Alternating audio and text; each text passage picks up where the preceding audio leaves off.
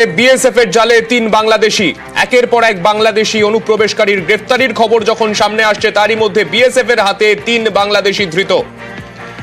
BSF এর তল্লাশিতে ৩ অনুপ্রবেশকারী গ্রেফতার। ধৃতদের বাড়ি বাংলাদেশের রাজশাহী জেলায়। অনুপ্রবেশ এর কারণ কি রয়েছে, কি কারণে তারা এদেশে এসেছিলেন, সেই সমস্ত কারণ খতিয়ে দেখছে জলঙ্গি থানা। মুর্শিদাবাদ থেকে গ্রেফতার ৩ বাংলাদেশি অনুপ্রবেশকারী। বাংলাদেশের সংকটজনক পরিস্থিতির মধ্যেই একের পর এক বাংলাদেশি অনুপ্রবেশকারীর গ্রেফতারির খবর সামনে আসছে। আমরা যে ছবি দেখতে পাচ্ছিলাম, বিগত কয়েকদিনের মধ্যে একাধিক জায়গা থেকে বাংলাদেশি অনুপ্রবেশকারীদের গ্রেফতার করা হয়েছে, আর এরই মধ্যে বিএসএফ এর তরফে ৩ জনকে গ্রেফতার করা হলো মুর্শিদাবাদ জেলা থেকে।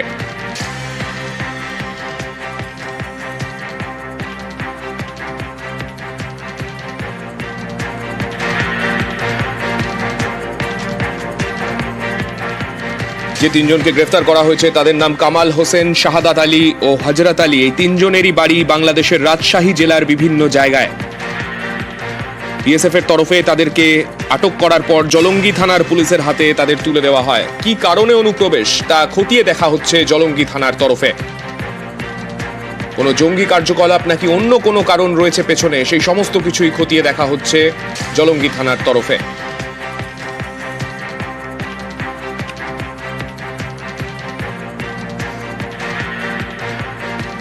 আরো বিস্তারিত আপডেট নিয়ে নেবো, আমাদের প্রতিনিধি প্রণব রয়েছেন আমাদের সঙ্গে। প্রণব, দেখো, ৩ জন অনুপ্রবেশকারীকে গ্রেপ্তার করেছে বিএসএফ।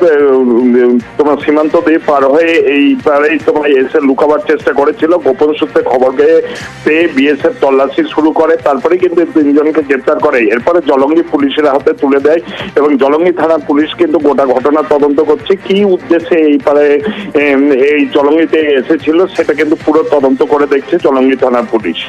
বেশ, ধন্যবাদ প্রণব।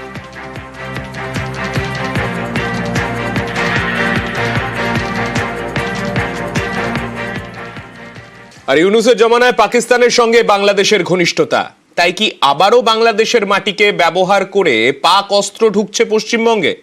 ক্যানিংয়ে ধৃত কাশ্মীরি জঙ্গির সম্পর্কে এমনই চাঞ্চল্যকর তথ্য পেয়েছেন গোয়েন্দারা। এরই মধ্যে অসম এসটিএফ এর জালে আরো এক জঙ্গি। ধুবড়ি থেকে জালে শাহিনুর ইসলাম।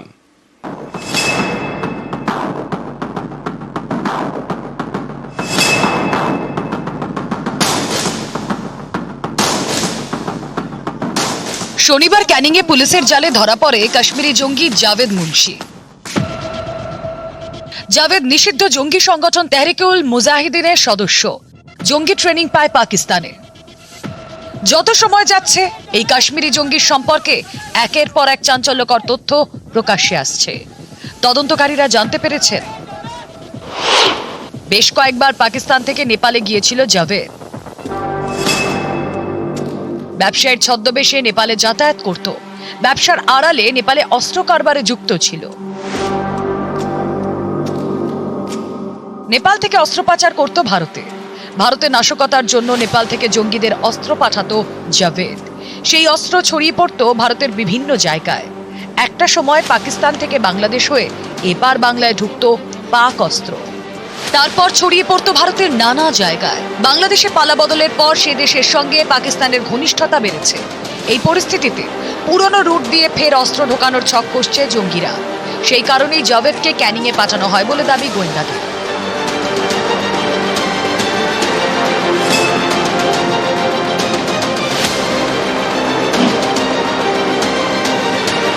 তদন্তকারীরা এও জানতে পেরেছেন হাফিজ সৈয়দের ছেলে তালহা সৈয়দের সঙ্গে ৩ থেকে ৪ বার বৈঠক হয় জাভেদের। পাক অধিকৃত কাশ্মীরের মুজাফফরাবাদে বৈঠক হয় দুজনের। মুম্বাই হামলার মাস্টারমাইন্ড এই হাফিজ সৈয়দ।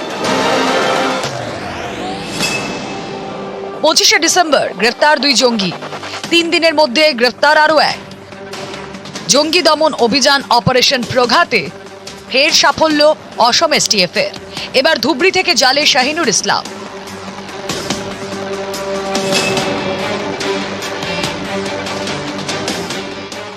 জানা গিয়েছে এদিন ধুবড়ির বিলাসী পাড়ায় অভিযান চালায় অসম এসটিএফ। তখনই সাফল্য। বছর ৩৬-এর শাহিনুর ইসলামকে অনেক দিন ধরেই পুলিশ খুঁজছিল।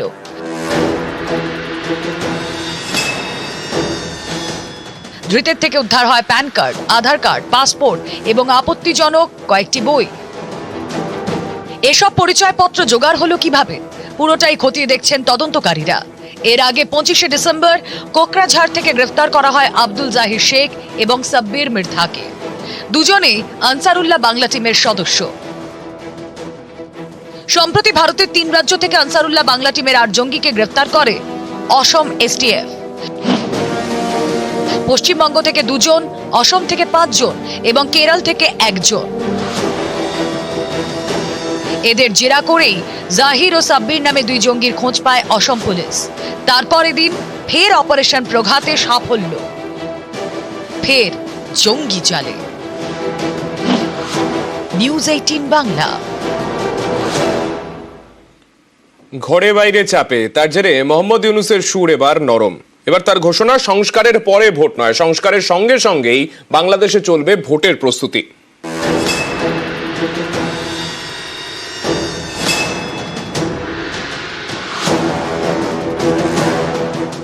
এতদিন বারবার বুঝিয়েছেন বাংলাদেশ ভোটের এখনো দেরি আছে। আমি সকল প্রধান সংস্কারগুলো সম্পন্ন করে নির্বাচন আয়োজন করার ব্যাপারে বরাবর আপনাদের কাছে আবেদন জানিয়ে এসেছি। ঘরে বাইরে চাপের মুখে পড়ে মোহাম্মদ ইউনূসের এখন সুর নরম।